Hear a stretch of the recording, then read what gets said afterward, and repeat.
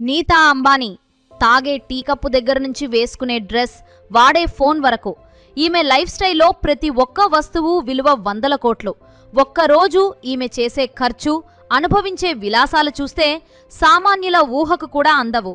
కానీ ఈ అపారమైన వైభవం, అపరిమితమైన పవర్ వెనుక ఎవరికీ తెలియని ఒక భయంకరమైన చీకటి కోణం ఉందనే ప్రచారం గట్టిగా వినిపిస్తోంది.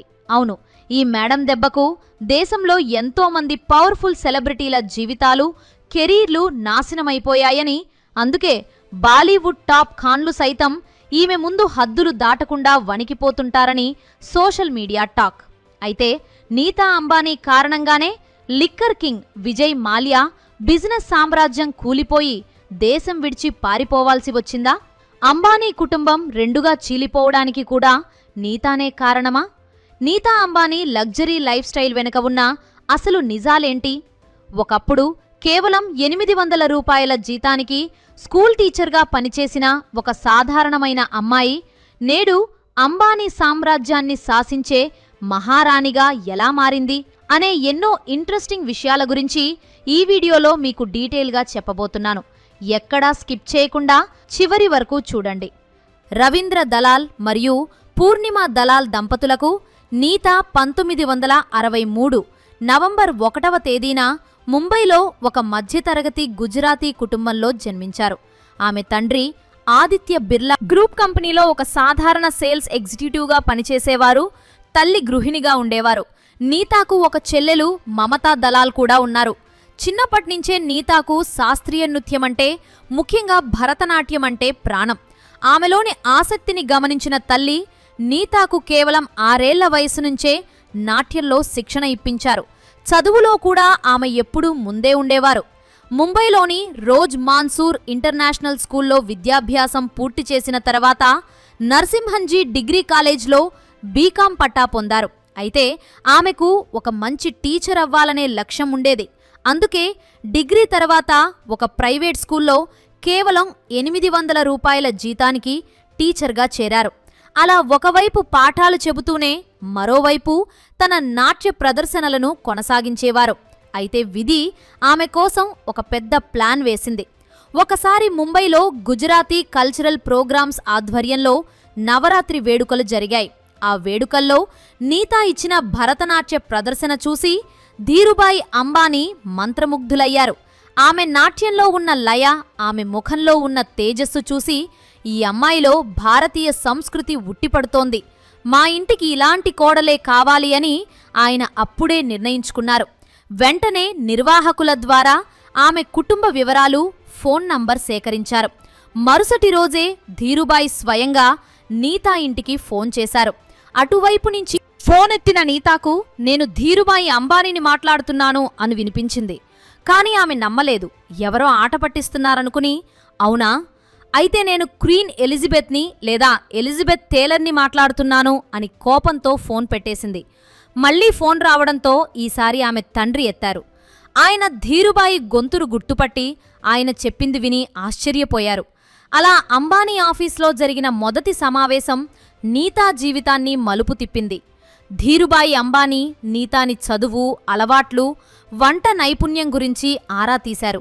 ఆ తర్వాత నేరుగా నిన్ను మా అబ్బాయి ముఖేష్కి ఇచ్చి పెళ్లి చేయాలనుకుంటున్నాను అని ప్రపోజ్ చేశారు.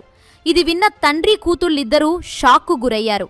ఆ తర్వాత ముఖేష్ అంబానీతో పరిచయం పెరిగింది. ఒకసారి కారులో వెళ్తున్నప్పుడు ట్రాఫిక్ సిగ్నల్ దగ్గర ముఖేష్ అంబానీ ఆమెకు ప్రపోజ్ చేశారు.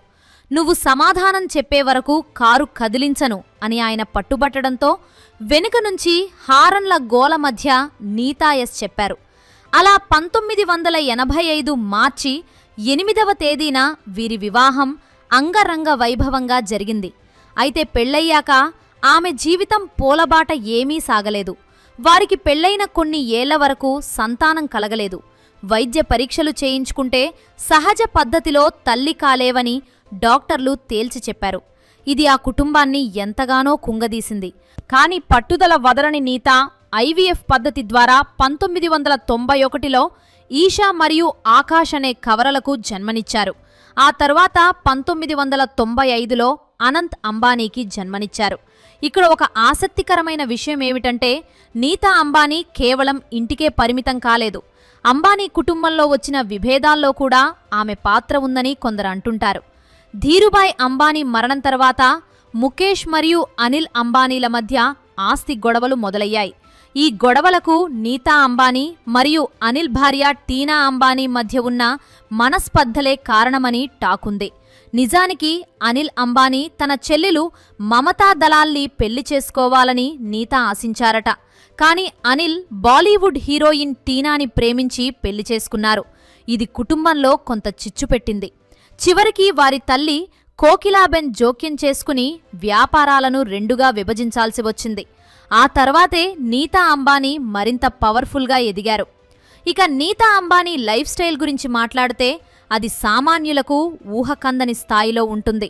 ముఖేష్ అంబానీ తన భార్య కోసం ముంబైలో యాంటిలియా అనే 15,000 కోట్ల విలువైన భవనాన్ని నిర్మించారు. ఇందులో ఆమె సేవ కోసం దాదాపు 500 మంది స్టాఫ్ పనిచేస్తారు. ఆమె వాడే ప్రతి వస్తువు ఒక అద్భుతమే. ఆమె తాగే టీ కప్పులు బెల్జియం నుంచి తెప్పించిన బంగారంతో చేసినవట. ఆమె ధరించే డ్రెస్సుల ధర లక్షల్లో ఉంటుంది. మరియు ఒకసారి వేసుకున్న డ్రెస్ని ఆమె మళ్లీ ఎప్పటికీ వేసుకోరని అంటారు. అంతెందుకు, ఆమె ఫోన్ వెనుక 365 కోట్ల విలువైన ఖరీదైన పింక్ డైమండ్ ఉంటుంది. ముఖేష్ అంబానీకి తన భార్య అంటే ఎంత ప్రేమో చెప్పడానికి ఐపీఎల్ టీం ముంబై ఇండియన్స్ ఒక ఉదాహరణ. ఒకసారి క్రికెట్ మ్యాచ్ చూడాలని ఉందని నీతా అడగగానే మరుసటి రోజే ఆయన ముంబై ఇండియన్స్ ఫ్రాంచైజీని కొని ఆమెకు గిఫ్ట్గా ఇచ్చారట. కానీ ఈ పవర్ వెనుక ఒక చీకటి కోణం కూడా ఉందని ప్రచారం జరుగుతోంది. ముఖేష్ అంబానీ తన భార్యను ప్రాణం కంటే ఎక్కువగా ప్రేమిస్తారు. అందుకే ఆమె పట్ల ఎవరైనా హద్దుదాటి ప్రవర్తిస్తే ఆయన అస్సలు సహించరు. దీనికి బాధితులుగా మారినవారు ఎవరో తెలుసా? మొదటగా విజయ్ మాల్యా. ఒక పార్టీలో విజయ్ మాల్యా నీతా అంబానీని హగ్ చేసుకుని కిస్ చేసిన ఫోటోలు వైరల్ అయ్యాయి. అది ముఖేష్కి తీవ్ర ఆగ్రహం తెప్పించిందని, ఆ తర్వాతే మాల్యా బిజినెస్లు దెబ్బతిని ఆయన దేశం విడిచి పారిపోవలసి వచ్చిందని అంటారు. అదే పరిస్థితి లలిత్ మోడీకి కూడా ఎదురైంది. ఐపీఎల్ సృష్టికర్త అయిన లలిత్ మోడీ కూడా నీతా అంబానీతో క్లోజ్గా ఉన్న ఫోటోలు బయటకు వచ్చాయి. వెంటనే ఆయనపై మనీ లాండరింగ్ కేసులు నమోదయ్యాయి. క్రికెట్ రంగంలో హర్భజన్ సింగ్ మరియు రోహిత్ శర్మ కూడా ఈ పవర్కి బలి అయ్యారని సోషల్ మీడియాలో కథనాలు ఉన్నాయి.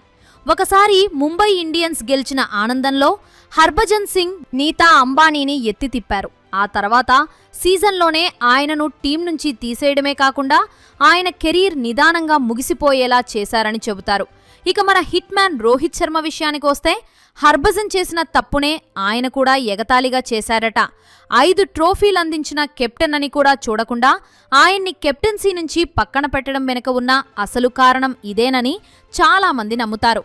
ఈ పరిణామాలను గమనించిన బాలీవుడ్ ఖాన్లు షారూఖ్, సల్మాన్, అమీర్ నీతా అంబానీకి ఎంత దగ్గరగా ఉన్నా తమ హద్దుల్లోనే ఉంటూ జాగ్రత్త పడతారట. మొత్తానికి నీతా అంబానీ జీవితం ఒక రోలర్ కోస్టర్ రైడ్ లాంటిది. ఒక టీచర్గా మొదలై అంబానీ సామ్రాజ్యానికి మహారాణిగా ఎదిగారు. ఆమె కేవలం విలాసాలకే పరిమితం కాకుండా ధీరుభాయ్ అంబానీ ఇంటర్నేషనల్ స్కూల్ ద్వారా పిల్లలకు పాఠాలు బోధిస్తూ తన పాత వృత్తిని కూడా అప్పుడప్పుడు గుర్తు చేసుకుంటారు. రిలయన్స్ ఫౌండేషన్ ద్వారా ఎన్నో సేవా కార్యక్రమాలు కూడా చేపడుతున్నారు. ముఖేష్ అంబానీకి ఆమె ఒక బలం, ఒక ప్రేరణ. ప్రపంచం ఆమెను ఒక అదృష్టవంతురాలిగా చూసినా ఆ స్థానాన్ని నిలబెట్టుకోవడంలో ఆమె చూపిన పట్టుదల, కుటుంబ బాధ్యతలు మరియు వ్యాపార దక్షత ఎంతో మందికి స్ఫూర్తిదాయకం. చివరగా నీతా అంబానీ ప్రయాణాన్ని చూస్తుంటే మనకొకటి అర్థమవుతుంది. జీవితంలో అదృష్టం తలుపు తట్టినప్పుడు దాన్ని అందిపుచ్చుకునే సిద్ధత ఉండాలి. కానీ అదే సమయంలో మన మూలాలను మర్చిపోకూడదు. పవర్ మరియు మనీ చేతిలోకి వచ్చినప్పుడు బాధ్యత కూడా పెరుగుతుంది. నీతా అంబానీ చుట్టూ ఉన్న వివాదాలు నిజమా లేక యాదృచ్ఛికమా అనేది పక్కన పెడితే ఆమె ఒక లెజెండరీ లెగసీని నిర్మించుకున్నారనడంలో సందేహం లేదు. సో ఇది ఫ్రెండ్స్, ఈ వీడియో మీకు ఎలా అనిపించిందో కామెంట్ చేసి నచ్చితే ఒక లైక్ చేయండి. అలాగే ఇలాంటి మరెన్నో ఇంట్రెస్టింగ్ వీడియోస్ కోసం మా ఛానల్ని సబ్స్క్రైబ్ చేసుకోండి.